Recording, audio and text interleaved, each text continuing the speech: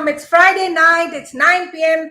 and we are back here on How to Ace Your Career. So before we continue with the live, there's something I would like to change in my background.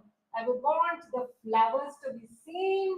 Okay, fair enough. I'm more interested in our books to be seen. And the wires to not be seen. Okay, cool. Does this look better? Yeah. Okay. So let's go. So guys, like you all know, we come here every Friday night on various topics to help you ace in your career, to help you in some way to advance or grow in your career, to some way give you some resolutions to the situations that you face in your daily life, in your organization, or sometimes even in your personal life. Because at the end of the day, we live a holistic life. Yep. And why do we do this? Who are we? How are we really as an expert that we can share all this? Well, I'm Nutan. I'm a career and a life coach. I've been coaching mid-age people for over a decade. And I'm Dheeraj. I'm a life coach, career coach, business coach, and relationship coach. And both of us put together, we create this company, ND Life Coaching. So today we are going to discuss something which is so relevant for us, and most of the times we try to run away or avoid these challenges or situations in our life. And what is that? That's about conflicts. But dear friends, wherever there are people, there will always be conflicts. Do you know why? Because we all have different personalities. We all come from different culture backgrounds. We have different experiences and expertise. We may have different value systems. We have built certain beliefs over the years. And naturally, because of that, we'll have different opinions.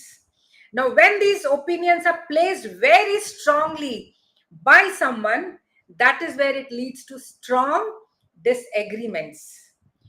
Well, this is relevant for personal and professional life both. But workplace conflicts also arise from differences in communication styles, in conflicting goals, in misunderstandings, in resource allocation, or when I am competing with him.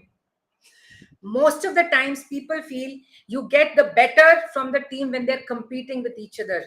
But that's where the chances of having conflicts go much more higher. Okay, so all those who are going to conflict, nothing to feel bad, because this is very natural phenomena. And we are people, we are humans full of so many emotions that we go through. So people really are comfortable resolving conflicts. Is a question mark that one needs to ask, that am I really comfortable resolving conflicts? From the decades and rich experience as a coach, as a salesperson, as a businessman, and as a spiritual person, I have found that most of the people aren't.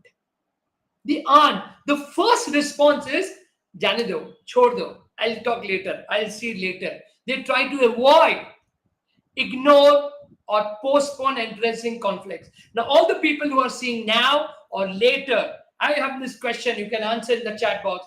How many of you avoid, ignore, or postpone addressing conflicts? However, if you are a leader or a manager or owner of a company, you can't afford to do it either. It can give you a huge cost.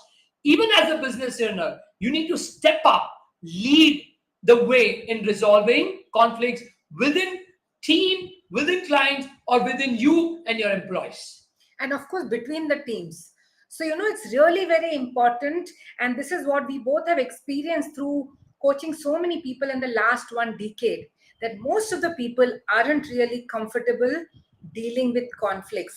They would really, be the first person to just run away from that place. So let's try and really understand why people tend to avoid conflicts.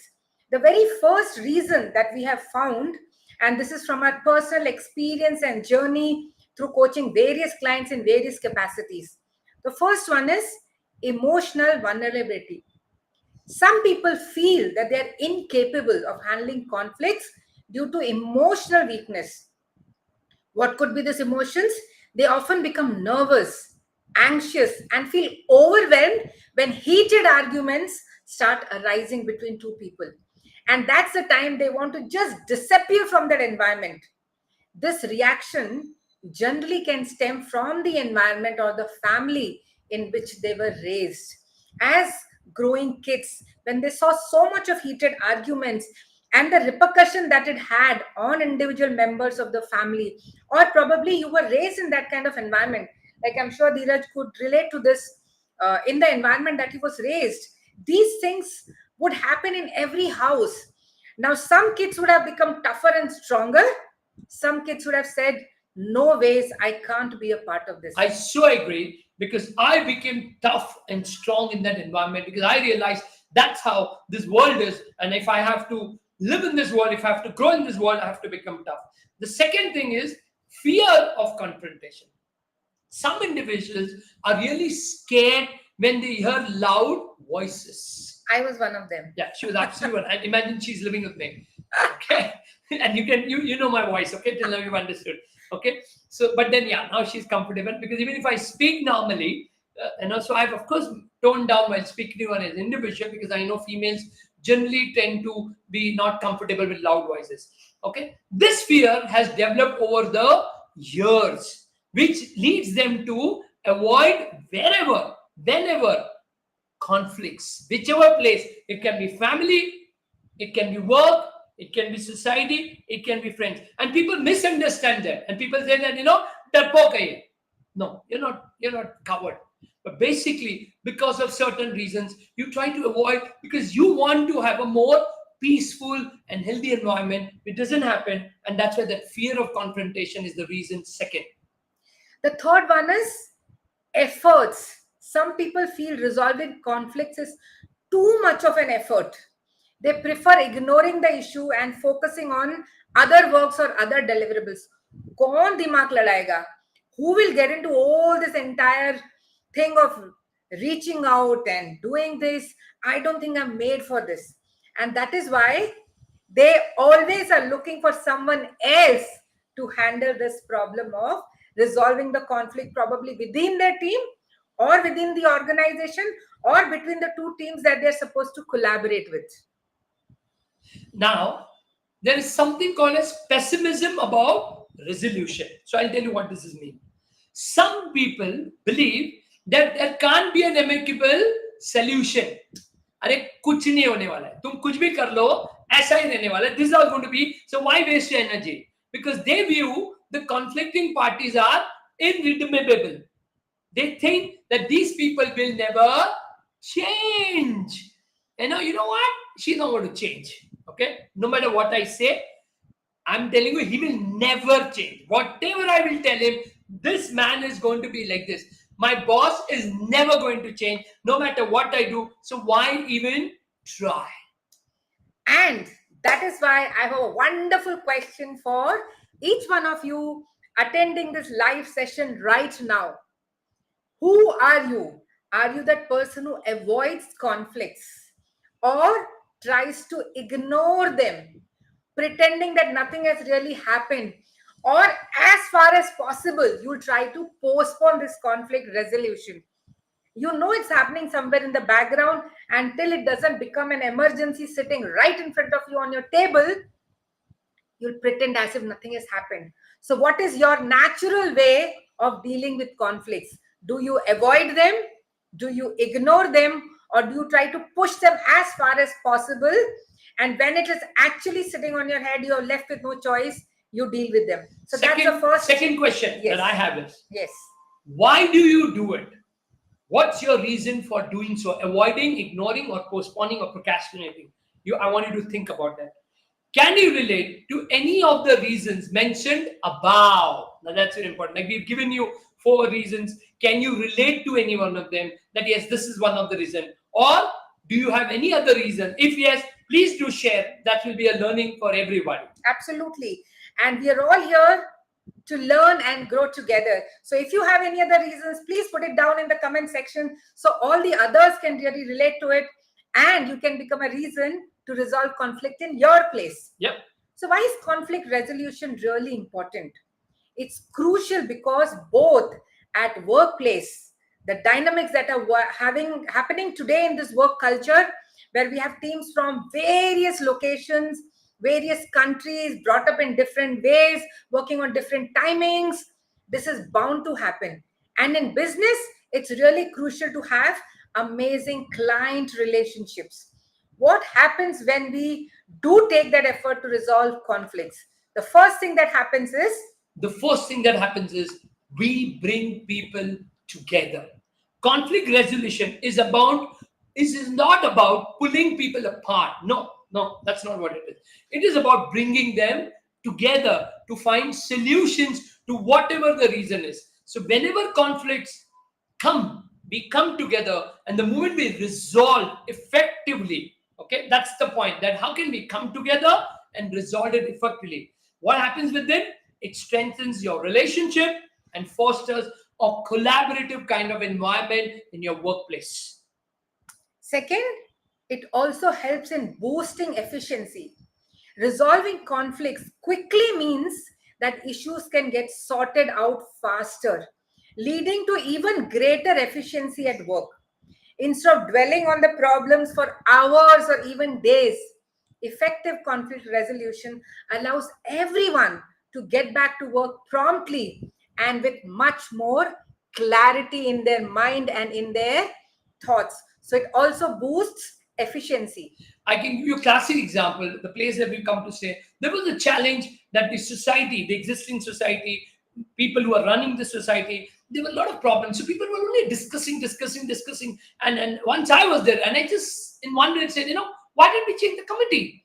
Why not we have re-elections and have new people? That's it. People took it seriously, and what in 3 months we got re-elections, new committee has come, and everything is changed. That's what I'm talking about. Third, it improved relationships and performance. Effective conflict resolution can significantly improve relations among colleagues, among members, about people in society, and it enhances employee performance and retention rate. So, as an employee, your performance increases, and also you are able to retain more and more and more people. Knowing to handle conflicts with clients can also improve client retention and maintain an absolute strong brand identity and trustworthiness. Then, of course, when you resolve conflicts, there's one more beautiful thing that happens: it builds teamwork. Conflict resolution builds teamwork by encouraging people to come together and address issues. When you set aside differences and work together towards a solution that benefits everyone in the team, it demonstrates strength and a commitment to resolve issues than just being right. In fact, Dheeraj, I was thinking while we were discussing, conflict is one healthy way to know that people are expressing their views. They're sharing their point of view, they're giving their ideas. They are not really worried that people will judge me. Because when there is silence and everyone is in agreement, actually, it's a more scary picture Yes, I because we don't agree. know what's happening in that person's mind. So true. So true. In fact, I believe that most of people expect a life without conflicts in their work, family, friends. It's not possible, friends. That's going to come. We are different people, different thought process. So that's going to come. In fact, Janvi has also written that she did that, and it creates a lot of negativity. A lot of negativity comes in the environment when you try to avoid conflict. Yes, that's true. Now, conflict resolution also creates a very positive work environment, which means none of us want to work in a place where they're constantly worried about potential अरे कुछ भी बोलो ना अभी इधर लड़ाई झगड़ा शुरू होगा and escalation issues. Effective conflict resolution creates a positive work environment based on communication and trust. It allows conflicts to be resolved quickly so everyone can move on, focus on their task, because most of the time the energy that wastes is just conflicting without anybody trying to resolve. It goes on and on. It doesn't help. So let's dive more deeper into how can we master the art of conflict resolution and transform our entire work environment. So, how many people would love to have this kind of positive work environment? And if you're interested in that, then having good conflict resolution skills is the best way, because then you can resolve any problem, any dispute in a positive way, and still maintain healthy and happy relationship with all the other parties that are involved. So how many of you are really interested in learning these skills to resolve conflicts? Come Please, on, I need please, some please, please, excited to answers. know in the chat box how many of you are interested to learn this skill of how to resolve conflicts. That's the first answer that we would expect from you. And till we are getting answers from you, Let's I go would ahead. again say the same thing. We all know resolving conflict isn't always easy. Many of us, by default, tend to give unhealthy responses. Even when you don't mean to, you end up getting defensive, offensive, angry. That's why knowing key conflict resolution skill is so essential. So master this conflict resolution skill for more positive and productive conversation. Now, the first thing that you need to do, like I'm sure you've heard this again and again, especially between couples, and especially the female saying this. Tell me what, guys? I know what it is. I know you know that. ये मेरा तुम सुनते ही नहीं हो. Can you just listen? You're not even listening. Always I've seen that complaint coming from wives, complaint coming from another party. It could be a different partner. You know what? He doesn't listen to me. You know what? She doesn't listen to me. So the first thing, if you want to resolve a conflict, you have to master the skill of active listening. That's the first step in resolving any conflict, is to truly listen. It's essential. It's really easy to think when you're right and dismiss the other person's perspective, but that doesn't help. Active listening means focusing on the other person's words without interrupting. So, for example, if your partner has started saying something, I know, okay, I know what you're saying, I know what you're saying. Don't do that. Let them complete. Show that you care by listening to their concern, establishing respect, and approaching the situation in an absolutely open mind. If you're unsure about something, ask questions for clarity. Now, you can only ask questions for clarity when you're actually listening. If you're doing the talking again and again, you're not resolving. This shows you've listened and are committed to resolve the issue. So that's the first most important thing, to be an amazing husband, to be an amazing colleague, to be a great leader. I remember this example shared by Nelson Mandela about his father when he was asked, how do you really you've become such a fantastic leader? What are these skills? Where did you learn it from? So he said, I was groomed in this way in my childhood. My father was a leader for the tribe, and he would ensure that they all would sit in circles.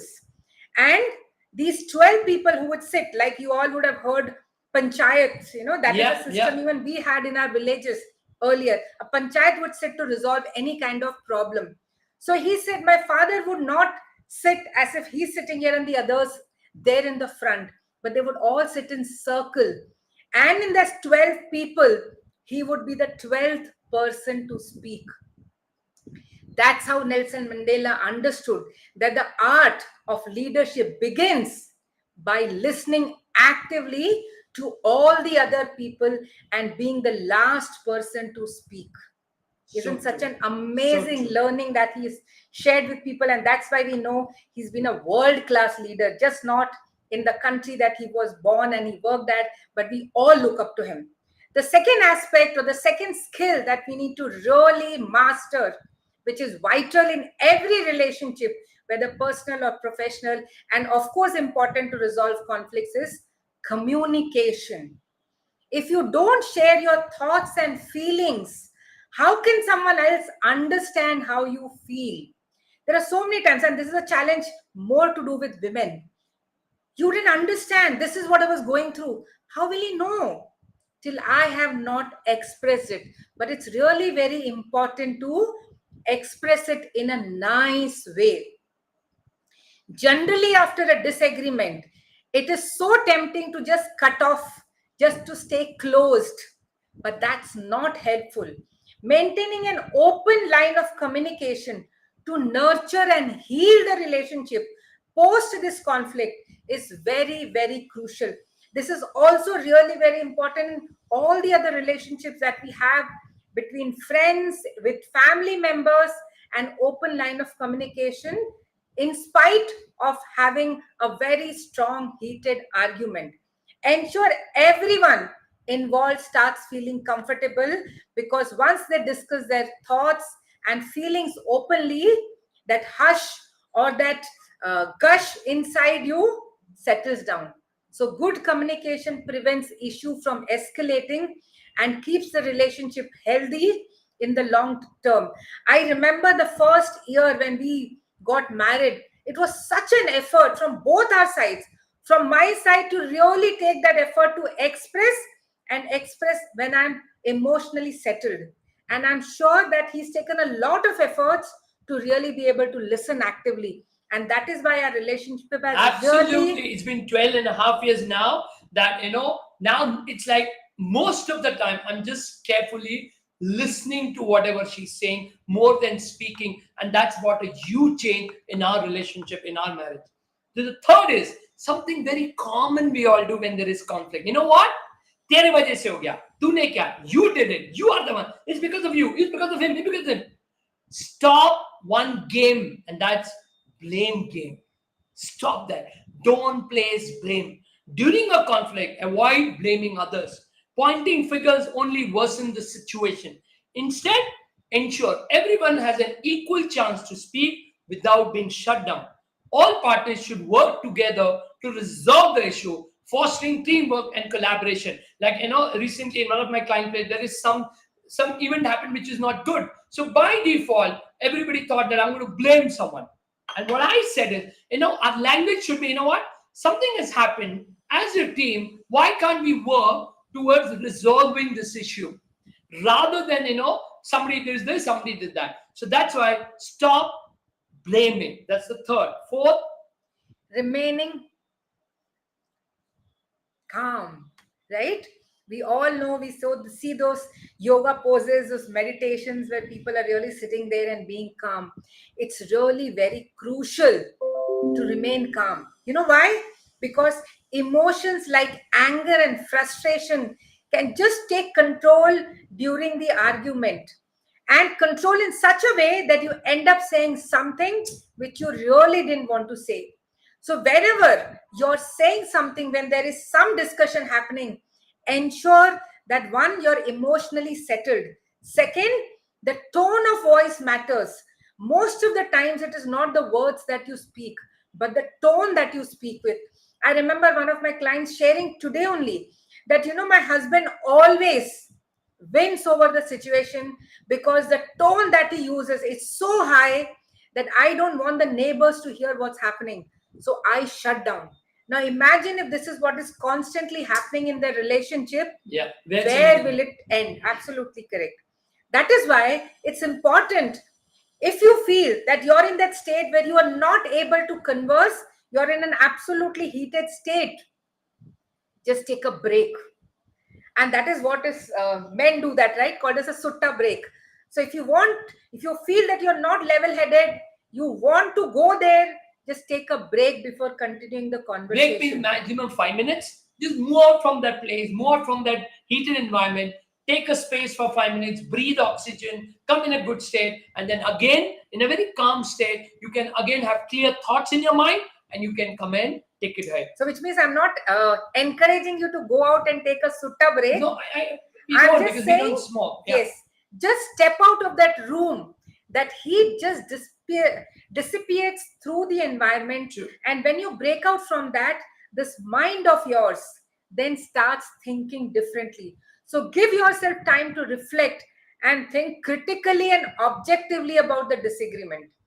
Once you've done that, then process this entire resolution calmly, composed, with clear thoughts on what you're going to say and how you're going to say it. So true. Again, what you're going to say and how you're going to say it. So remaining calm, processing your thoughts is very, very important to resolve conflicts. The fifth one is collaboration, my dear friend. In conflicts, both the parties often believe they are right. That's why it is important to find a common ground to settle the issue and compromise. This can be done by joint effort. work together to reach a solution that works for everyone. Collaboration shows you can set aside differences and ensures all the parties are heard, leading to a faster and absolutely fairer resolutions. Now, so many of you listening to us right now would know that one of the most important skills that employers are looking, that companies and organizations are looking at people when they hire is collaboration. You know why? Because this is what commonly happens when work is getting distributed, when different people are working differently and they all have to come and work together towards a common project. It's always going to be a situation where these conflicts will keep arising. Conflicts because इसको ज्यादा काम दिया है, मुझे कम काम दिया है. He is getting more visibility, I am getting less visibility. His work always gets appreciated, my work doesn't get appreciated. My team manager supports that person, he's not fair with me. All these are related to your values, to your beliefs, the way you perceive a situation, and we all are filled with all those emotional biases. How do we rise above those biases? That is where collaboration comes into picture. So to summarize, dear friends, where there are people, there will always be conflict. Come on, give me a break. Because you know why? We are all from diverse values, beliefs, and habits. This can lead to misunderstanding. It's so natural. If this has been avoided, unchecked, then conflict can result in a bad decision, dispute, bullying, or harassment. Tell me, how many of you would be ready to just give up on your job if you're in a situation where the environment is so toxic, you are not being heard, you're not being able to express freely, someone is always suppressing your views? None of us will want to work in that kind of situation, right? So peace cannot be maintained where people cannot express freely. Yes. But when you give an opportunity for people to express freely, then always there is a negative side to that, and that is there could be conflicts because different people coming with different opinions, and each one wants that their opinion, their idea is the something that we should work on. Yes. And you know, when this doesn't happen, when the conflicts are not resolved, then what happens? Teamwork suffers. I'm working there individually. I'm not interested in what the team is doing. I'm really focused on my growth, my performance, and constantly showing, see, I have done my job much before the time. That is why it's so important for managers to avoid competition within the team. In fact, I remember earlier times they would say that create that competition and people will deliver. Today, the words have changed. Today, they say collaborate. Today, they say mutually encourage each other. So true. Because teamwork suffers, it doesn't grow when there is competition between the team members. Yeah. Also, you will find that the morale of the team drops, and due to which the project comes to a standstill. It delays because of that. Organization face, the biggest challenge they face is the talent is getting wasted. Number one. Second, there's such high absenteeism. People are not coming because people don't want to come. Absolutely correct. So what we discussed in the initial stage, right? I want to avoid this conflict. I don't want to take this decision. There is confusion and I'll be at that pressure point. So what do? I don't want to turn up at work only that day. And that is how absenteeism increases. And also, a lot of people leave the organization. This increases staff turnover. People don't want to work in a place like this. But with the conflict resolution skill, as we have discussed, issues can be addressed, relationship can be strengthened, and innovation can spark. Master the art of conflict resolution. Now, if all the people who are here want to explore more on this and you want to learn all this, the mastering the art of conflict resolution, then as you know that we built a beautiful community here. It's a WhatsApp community where people are exploring these aspects in detail, offering help, encouragement, and support. This is a beautiful thing going. It's almost a month now, and we are seeing such a lovely interaction, everything going on. So if you are interested, please join us. You can just click the link below.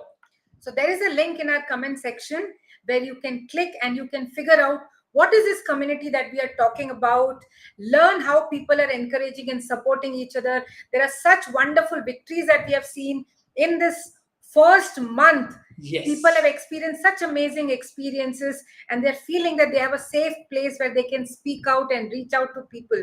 So join our community to be able to resolve these issues, which are human related issues, where you can be comfortable in expressing and sharing, and without any judgment or bias, people will be there to help you. Yes. So that's it from us tonight. See you again back on next Friday on How to Ace Your Career.